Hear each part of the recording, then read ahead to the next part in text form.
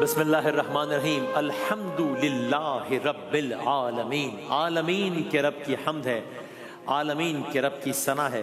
Segment ہے قرآن اور science.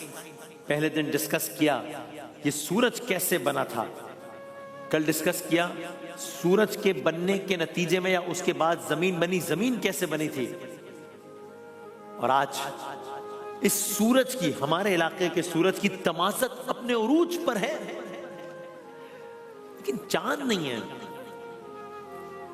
یعنی ابھی ہم تخلیق کی بات کریں نا، گویا آسمان ادھورا ہے، یہ چاند کیسے آیا، یہ چاند کب آیا، یہ چاند کہاں سے آیا، یہ چاند کیوں آیا، یہ نہ آتا تو کیا ہوتا، یہ ہے تو کیا ہے۔ آج جانتے ہیں کائنات کی حیرت انگیز کریشن سٹوریز میں سے ایک چاند کی کریشن سٹوری یا چاند کی پیدائش کی داستان۔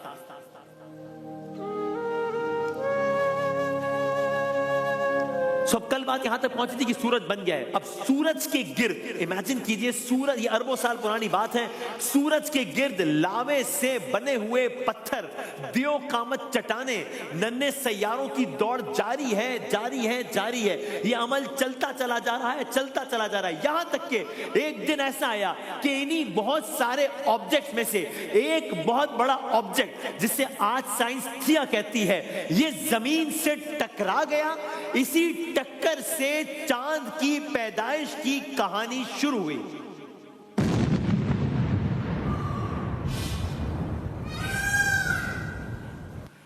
یہ تقریباً کوئی 4.5 ارب سال پہلے کا واقعہ ہے۔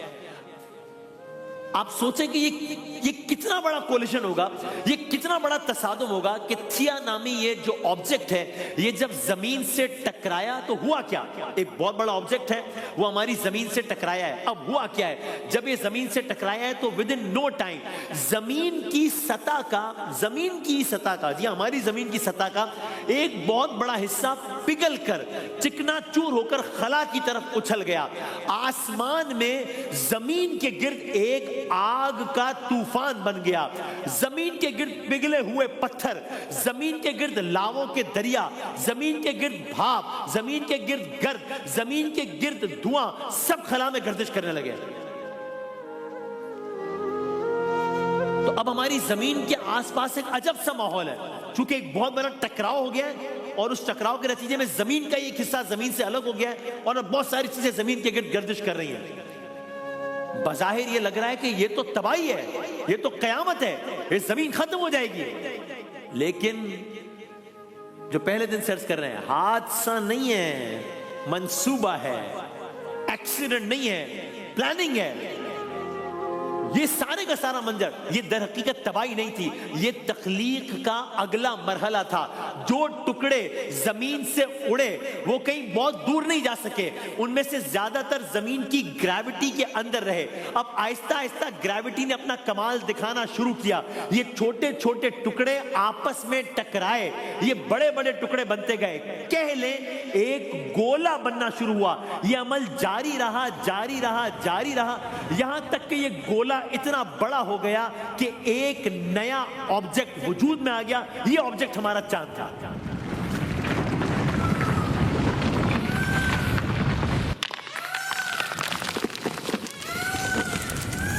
یعنی یہ چاند جو آج ہمیں ایک الگ صورت میں نظر آ رہا ہے، اس کی کریشن تو دیکھیں کہ کہاں آگ، لاوا، دھات، پتھر، ٹکراؤ، لاوے، یہ ہے اس چاند کی داستان۔ یعنی آپ ذرا یہ منظر سوچیں، پہلے زمین کے گرد آگ، پتھروں کا ایک وحشی سا حلقہ، چاند دیکھنے میں کتنا دلکش لگتا ہے بھی، لیکن سوچیں زمین کے گرد آگ اور پتھروں کا ایک وحشی سا حلقہ گھوم رہا ہے، پھر وہی مادہ اکٹھا ہو کر ایک گول، ایک روشن جسم کی شکل اختیار کرتا ہے، اور یہ جسم ہمارا چاند، یہ بھی شروع میں ٹھنڈا نہیں تھا، وقت گزرتا گیا گزرتا گیا گزرتا گیا، تب جا کر یہ بنا ہوا چاند آہستہ آہستہ ٹھنڈا ہونا شروع ہوا۔ یعنی آپ کہہ سکتے ہیں کہ چاند ابتدا میں پگھلے ہوئے پتھروں کا سمندر تھا، پگھلے ہوئے پتھروں کا سمندر تھا، جو آہستہ آہستہ آہستہ مختلف اندازے ہیں، ایک اندازے کے مطابق 1 کروڑ سال میں ٹھنڈا ہوا ہے۔ یہ چاند جیسے آج ہم دیکھ رہے ہیں ایسا تھا نہیں، پگھلے ہوئے پتھروں کا سمندر تھا۔ It took 10 million years for it to come in this form. اور یہ جو پروسیس ہو رہا تھا، اسی ٹھنڈے ہونے کے پروسیس کے دوران اسی چاند پر بہت گہرے نشانات پڑے، اسی چاند پر پہاڑ، اسی چاند پر وادیاں، اسی چاند پر گڑھے بنتے گئے۔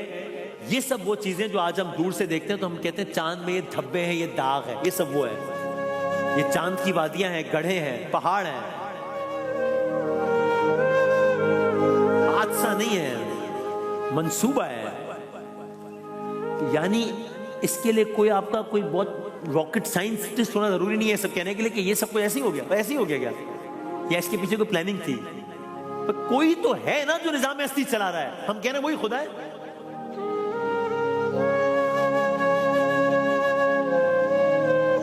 آپ ذرا اس کو ایک جذباتی اینگل سے دیکھیں، زمین کا ایک حصہ ٹوٹ کر آسمان میں جا کر واپس ایک نیا آبجیکٹ بن جائے، اور پھر وہی آبجیکٹ اربوں سالوں بعد ہم انسانوں کے لیے حسن، محبت، شاعری، کیلنڈر، عید، رمضان، اس کو دیکھ کے رمضان شروع کریں، اس کو دیکھ کے رمضان ختم کریں، حج اس کا نشان بن جائے۔ حادثہ نہیں ہے، منصوبہ ہے۔ یہ کوئی اتفاق لگتا ہے یا کوئی بہت ہی گہرا نظام لگتا ہے؟ کون ہے جو یہ نظام چلا رہا ہے؟ وہی خدا ہے۔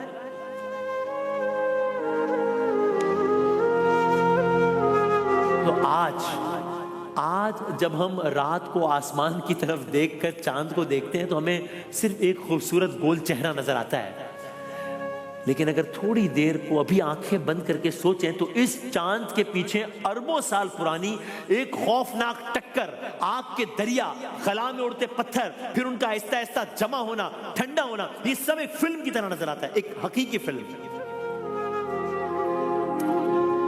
اور اس فلم کا ایک خوبصورت جملہ یہ ہے کہ یہ چاند کوئی الگ چیز نہیں ہے، یہ خود زمین کے ہی جسم کا حصہ ہے جو آسمان پر جا کر ہمیشہ کے لیے ہماری دنیا کا محافظ بن گیا ہے، ہمارا ہم سفر بن گیا ہے۔ لیکن یہ چاند صرف خوبصورتی کے لیے نہیں ہے، یہ زمین کے لیے ایک رحمت ہے۔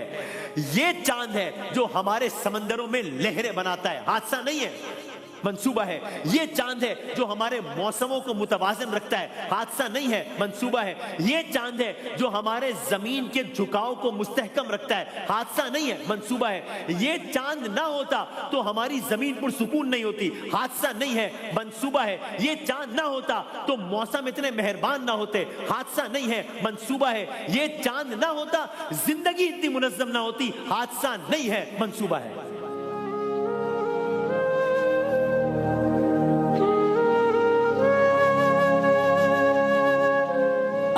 کس چیز پہ اور اپنے پروردگار کی کون کون سی نعمتوں کو جھٹلاؤ گے؟ کس چیز پہ اس کا شکر ادا کریں؟ یعنی اس کی منصوبہ سازی تو دیکھیے، قدرت نے زمین کو گویا تنہا نہیں چھوڑا، اس کے لیے آسمان پر ایک ساتھی رکھ دیا۔ تو جب میں یہ سب پڑھ رہا تھا تب میں یہ سوچ رہا تھا کہ اب جب میں آج کے بعد جب قرآن کریم میں کوئی بھی آیت پڑھوں گا جس میں چاند کا تذکرہ ہوگا، اب میں الگ زاویے سے پڑھوں گا، اور میں آپ سے بھی یہ گزارش کروں گا اگر مناسب سمجھیں کہ now when we know the creation story of moon، تو آئیں اب اس داستان کے اختتام پر۔ ہم نے پہلے بھی آیات سنی ہے لیکن آج ذرا اس زاویے سے سنیں، اور پھر دل سے نکلے گا سبحان اللہ، پھر دل سے نکلے گا اللہ اکبر۔ آج سنتے جائیے، آج سے پہلے بھی سنا ہوگا، مگر آج چاند کی تخلیق کی داستان کہ چاند کتنا کارآمد ہے، یہ سب سن کر چاند کی داستان کو ذہن میں رکھیں، اور اب یہ آیات سنتے جائیے اور لطف لیجیے۔ یہ ہے سورہ فرقان، فرمایا بسم اللہ الرحمن الرحیم، تبارک الذی جعل فی السماء بروجا وجعل فیہا سراجا وقمرا منیرا۔ مبارک مبارک ہے وہ ذات جس نے آسمان میں برج بنائے، حادثہ نہیں ہے منصوبہ ہے، مبارک ہے وہ ذات جس نے آسمان میں برج بنائے، جس نے سورج کو روشن چراغ بنایا، جس نے چاند کو نور بنایا۔ 1400 سال پہلے کہی ہے بات۔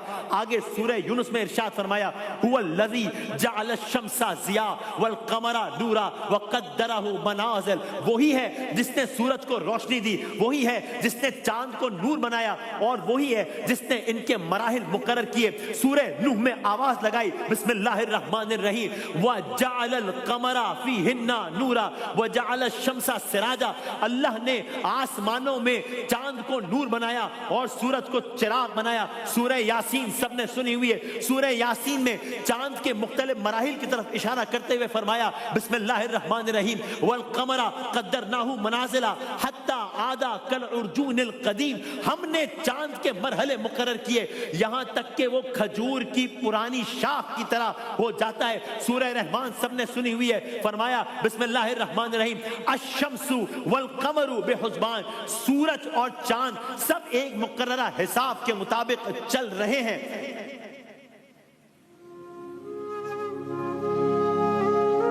اب یہ ایک الگ داستان ہے کہ جس نے چاند بنایا وہی اس چاند کا جب چاہے گا اختتام بھی ہو جائے گا، اختتام بھی کر دے گا۔ اس لیے روز محشر اس چاند کا کیا عالم ہوگا؟ کہیں فرمایا کہ سورج اور چاند جمع ہو جائیں گے، اور کہیں اس چاند جس کی ہم نے پوری سٹوری سنی ہے وہاں فرمایا وَخَسَفَ الْقَمَرَ، یہ چاند بے نور ہو جائے گا۔